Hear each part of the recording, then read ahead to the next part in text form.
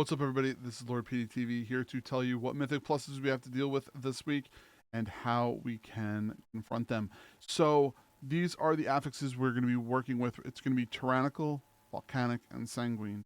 So first of all, make sure you hit that subscribe button here so you can see all the news we got, all the videos, all the fun we end up doing here.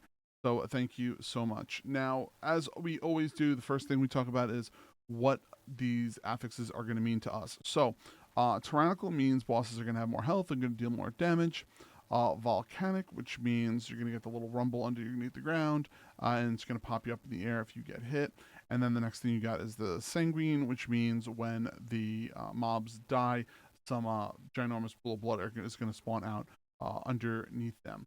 Now, the difference is, just a reminder, the difference is this time than the past is that those circles now mold together into one big circle. And it actually is a little easier to deal with than having multiple stacks of them on top of each other. So it's something to think of. Now, as always, we always are talking about things that are going to be happening in that, the 20 to 22 type range, or I should say a little bit, maybe a little lower, 18, 19, things you can use that are going to make you improve your gameplay. So the first thing we're going to talk about is we're going to talk about our dungeons themselves. The dungeons themselves, we're going to start with Waycrest Manor. As we always do. Waycrest Manor, when you're going through it, it's going to be a little bit more difficult than normal because you're going to have to deal with harder bosses. So be careful of that while you're going through. I don't know why I had a pop up. Happened. Well, so when we talk, like always, so when we're talking about these, Waycrest Manor, you're going to have to be really, really careful of that. The reason for that is you're going to have the bosses are going to deal with a lot more damage that's going to end up coming up for each of the bosses. So be aware of those and take time when you're going through those. You're also going to have lots of problems moving with the Sanguine because you have very small corridors you're working with. So try to make sure everyone is standing kind of in front of the boss. Make sure you have high enough, I should say in front of the packs. Make sure you have that high enough damage and kind of move backwards as you're going through each of those hallways. So just be very, very careful of that. Also, when you're dealing with certain scenarios, make sure you're using CDs and defensives. For instance, if you're about to deal with the roots for the tree boss, make sure you're using some type of like defensive or be ready for it in case you have to deal with it in some way, shape, or form. Hop on, get the person out as quick as you can, be standing closer to the boss, and so on and so forth. So be very, very aware of those. Blackrock Hold, be aware that, with that, you're going to have to deal with something very similar. The hallways are a little bit bigger to deal with, but still they're not huge that you can run around and work with. On top of that, you're going to have to make sure you're aware of the bosses themselves. The first boss isn't too bad, but the ads are kind of difficult to deal with. Once you come out of that, 50% phase, make sure you use defensive so that pop doesn't hurt the whole entire group and kill everybody. And then you continue to DPS the rest of the group from there. You're going to have to think of things like that throughout that whole entire time. The last boss, every single time he comes out of that phase 2 of the spinning or whatever you want to call it, make sure you use the defensive to deal with the volley shots so you can go through that and continue to DPS the boss. So just kind of think of those as you're going through them. Throne of Tides. Throne of the Tides isn't going to be nearly as bad as it has been in the past. Just be aware the bosses are just going to be really, really annoying to deal with. For instance, all the ads for the first boss, they are going to have more damage. They're going to deal more damage. They're going to take more. They're going to take more health for them to kill. All of that stuff. So you got to take that into account. That's the second boss. After that, he's going to be a lot harder to kill, and his knockbacks and everything else is going to hit a lot harder. So you got to make sure you're taking care of those ads that he ends up plopping down on the ground. Clear that room. Take that extra minute to do that, because that's going to make sure you have enough room to deal with those ads, so on and so forth. And then the last boss, who I think is probably one of the harder ones, make sure you're dealing with him properly by DPSing the ads down, making sure you're standing in the muck if you have the beam to clear that stuff up. That stuff is what's going to make it matter. As for Everbloom, the ads are The last boss is just going to take a very long time, so take that into consideration.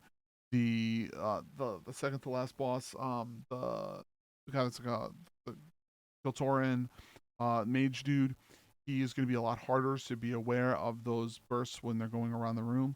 So think of that there. Take all that stuff into consideration while you're going into that fight, into those fights. First boss is going to be easy.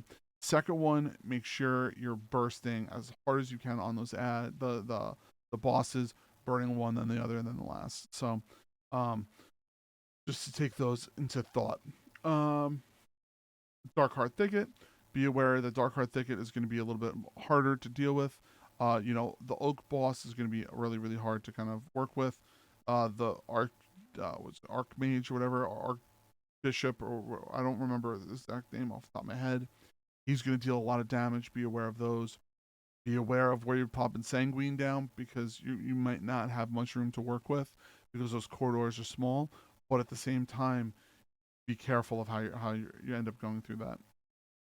Toltazar, you're not gonna have any problems really with the Sanguine. You got enough room to move around it and work with that. As for the bosses, the first one's gonna be very hard to deal with. Make sure you have people that can burst down those totems.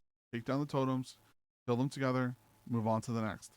It's gonna be really annoying to deal with, but you'll be aware that it'll be fine. The last boss takes a lot more damage and a lot harder to deal with. Make sure you're consistently moving the boss to deal with the spiders. Your people that you're working with have to watch their feet. They have to be aware of that stuff. If they're not aware of it, they're going to just die, because that's just how it's going to operate. Uh, so Dawn of the Infinites Fall, that's the front half of it. Be aware of you should have more than enough room to worry about the Sanguine. But as for the sand boss is going to be really, really annoying to work on. Blight of Galakron, he's going to be really hard to deal with. If you do not have the bursting circle, for the first boss, I should say, make sure you're standing in the dark zone. I prefer to not lust on Time Ways. I prefer to lust on Blight of Galakron, because I think he is harder to deal with than the other boss. The other boss, it's more of you have to make sure you're in the right places at the right times, using the right defensives, kind of go through it. The last boss, he's really easy. Just don't get hit by the what's it called? The rocks that are coming around the room. Once you do that, you'll be fine. And then the last thing is going to be Rise. So Dawn of Infinite Rise.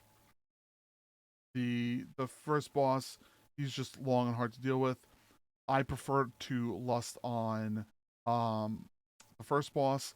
Then I prefer to lust on the Battlefield, and then after Battlefield, I prefer to not lust on Morchi and then lust on the last boss. That's just how I've been doing it, and it works out pretty well that way. Yeah, so end up doing that. As for everything else, thank you all for a fantastic year. Thank you for supporting this channel and seeing it grow. Make sure you're using Lord PeteyTV at Rogue Energy Drinks and Sub2R for your discounts. Go to our merch store. I appreciate you all. Dream big, keep gaming. Have a fantastic rest of your evening. All right, love you. Bye, everybody. And good luck on your vaults.